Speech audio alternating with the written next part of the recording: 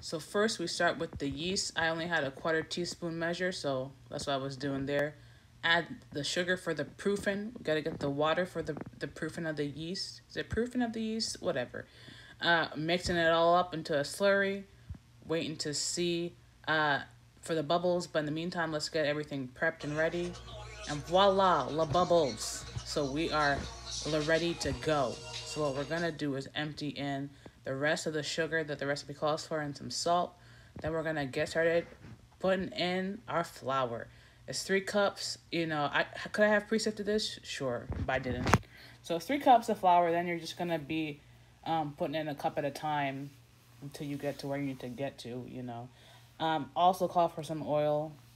You saw an olive oil bottle. It was actually vegetable oil in an olive oil bottle. So the rest of this is pretty self-explanatory.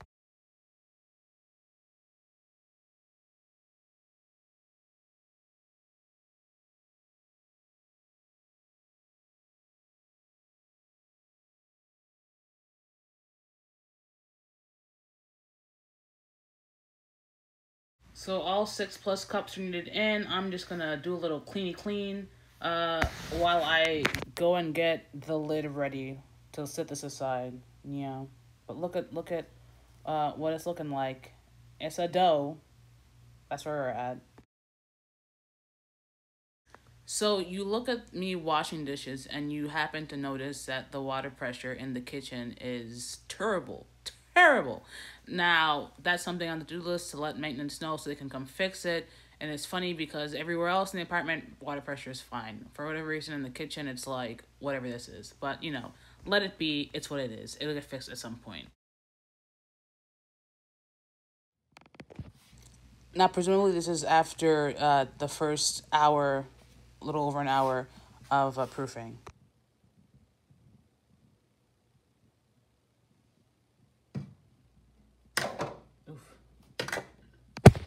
Now, me generally, I'm a double proofer, any you know, in preference.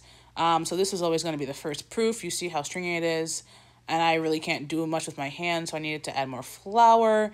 So that's pretty much just what's going on here. I'm trying to fold it a bunch before I let it sit one more time. So flopping and folding the dough until it gets minimally tacky and is rounded and nicely shaped. This is what I got. Looking nice. We're going to let it sit for another hour or so. Quick dance break to Anastasia's Left Outside Alone. All my life I've been waiting for you to be a fairy tale, etc., etc. Anywho. So second proof over. I am getting this metal sheet dry. I washed it. And this is what the dough is looking like. A little more expanded. Look at that stretch, right?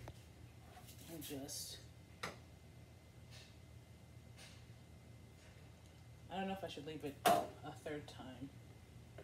No, well, I'm going to separate them out and then leave it to rise some more. So that's what we'll do.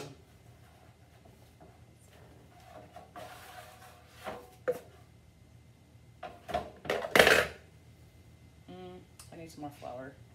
It's a bit too moist.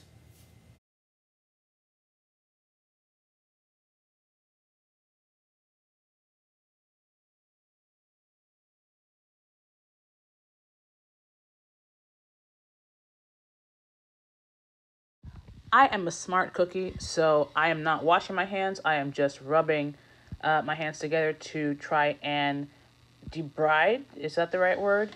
I feel like it's not. Get rid of some of the caked on flour in my hands.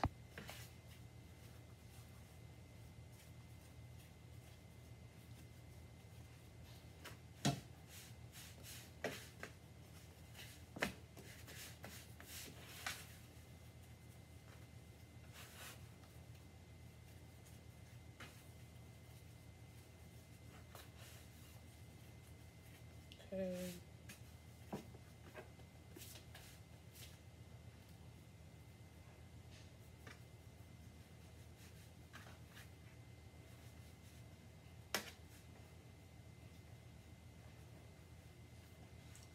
Why is this so wet? Oh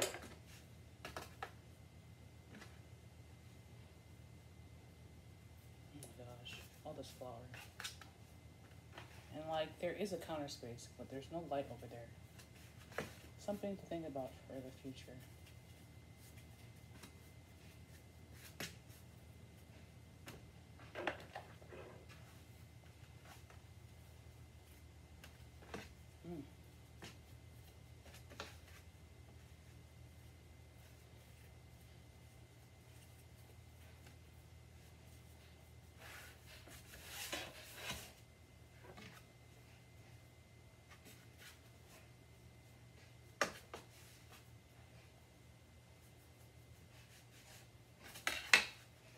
Nice cut down the middle with a serrated knife.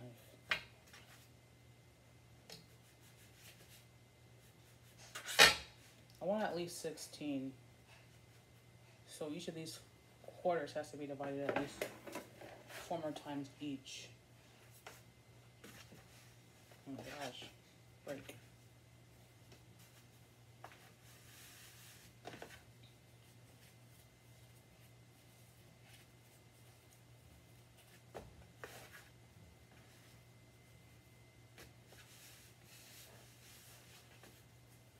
I have to go through with this vacuum. I vacuumed before. Okay. Okay, now we divide some more.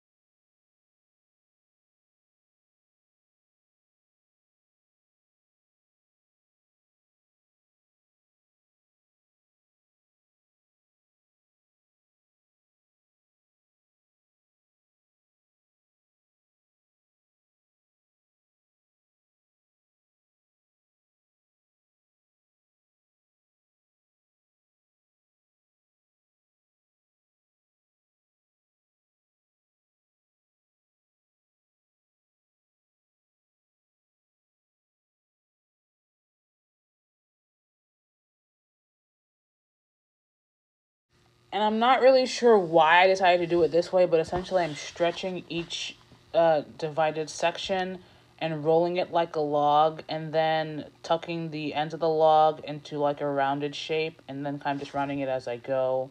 I'm not sure why I did this, but it's what I did.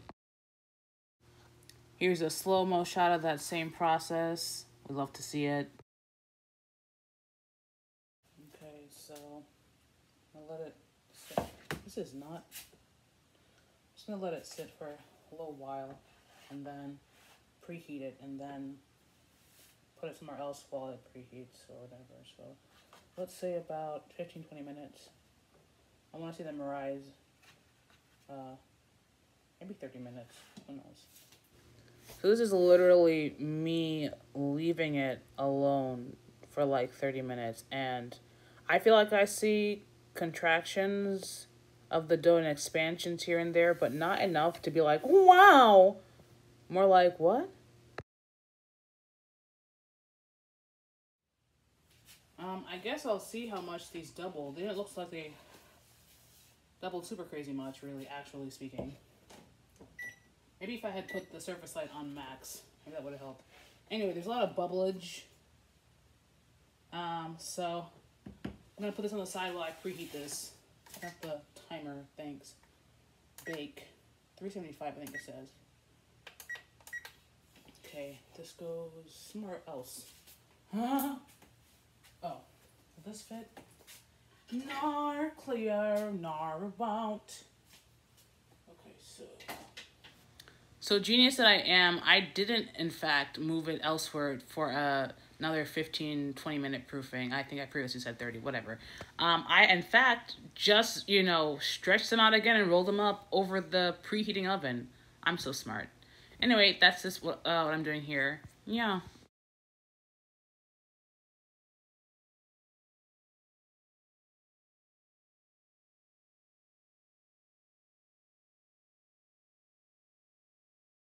So initially I put it for 18 minutes, then I added 7 more minutes for 28 minutes. I think those are what I'm gonna do.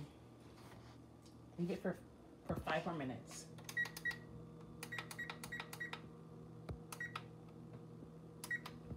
Which I feel like is a lot, but they're not as goldy brown, especially the one in the middle. The ones in the middle aren't as golden brown as I would like them to be. So that's what we're gonna do. In my mind, I would like to just leave them in there and while the oven cools down. But in the back of my head, I hear my mother saying, "Take them out. They're gonna overcook in there." So that's what I'm gonna do. Yes, I did what? The paper. Oof, girl, I can't do that right now. It's hot. Yes, turn the timer off. Oh my God, it's hot. Let me turn the fan on. Put it on low. It's hot. I'm gonna put it on. Ush, ush, ush. Whoosh. Nice. Maybe I should have rotated them, because the ones on this side, the ones in the back over here look much bigger than the ones in the front. I guess something for next time.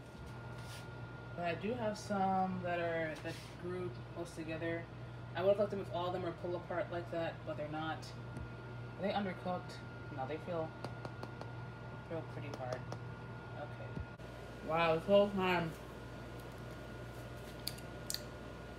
I thought I had been recording. Apparently nothing. I'll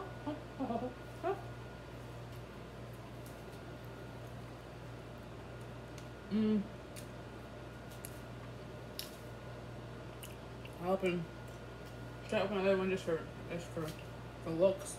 All the ones in the middle didn't tan. Or they can, but barely. I didn't want to overcook it in the oven, so. And they all split really interesting because I rolled it up and tucked in the sides and the bottom, so I'm not really sure why they broke like that around the rim. But okay. Oh, actually 3 of them. Hot, it's hot. It's hot, my hands.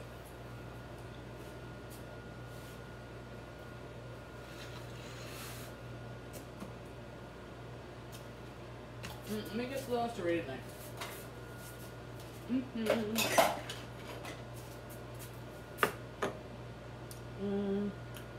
the smallest one. Well, the one in the middle. It's a bit softer. Oh, it's hot, it's hot.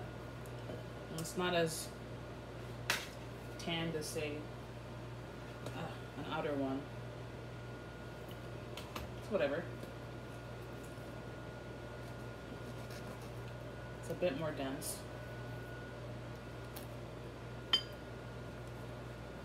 That's my second time baking with this oven. That's what that cross-section looks like. It's dense. Not sure why. I just had an outer one and it wasn't this dense. Don't know what that happened. But okay. See if you can still see the heat. There you go. Okay. So I don't really want to eat that because I just ate one. So maybe I should. You know what? In my mind, I'm like, oh, making a bunch of small buns. Maybe I should have made 32, one. But also, maybe I should have just made the loaves. Because I could have cut each loaf into 8 parts. That might have been better.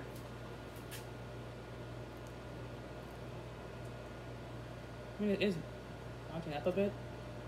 Yeah, so it's not so incredibly wet and dense. It's like pushing back, so. Okay.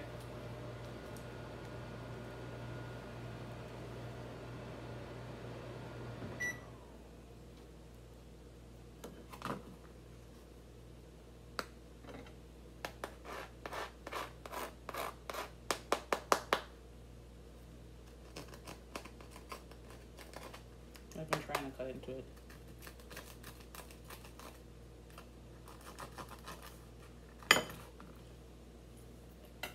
Okay. Now I'm not doing this for a whole other month, friend. Let me, oh, some of them did stick together. Let me break those apart. Let's get circulation, friend. Ooh, here we go. Things to improve on next time. Whenever next time is. Voila.